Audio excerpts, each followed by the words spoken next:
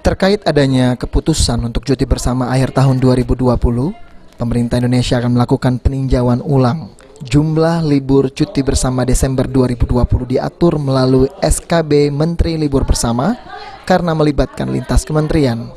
Menteri Pendayagunaan Aparatur Negara dan Reformasi Birokrasi Cahyokumolo akan melakukan rapat untuk melakukan peninjauan hari libur bersama.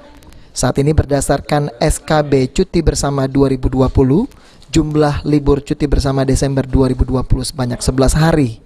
Rinciannya, jumlah libur dan cuti bersama di Desember 2020 berjumlah 7 hari, ditambah adanya hari Sabtu dan Minggu sebanyak 4 hari, sehingga jumlah libur di akhir tahun mencapai 11 hari lamanya.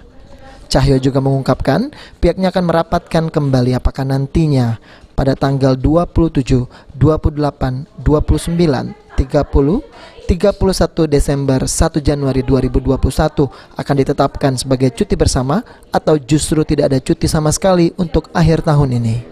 Maka saya mohon izin sampai jam 10 acara ini nanti Ibu Deputi akan dan Pak Gubernur bisa meninjau, saya pinjam ruangan untuk rapat kabinet karena harus memutuskan perubahan cuti bersama yang semula 27, 28, 29, 30, 31, 1 mau diputuskan apakah tidak ada cuti ataukah cukup 1 hari, nanti akan diputuskan jam 11.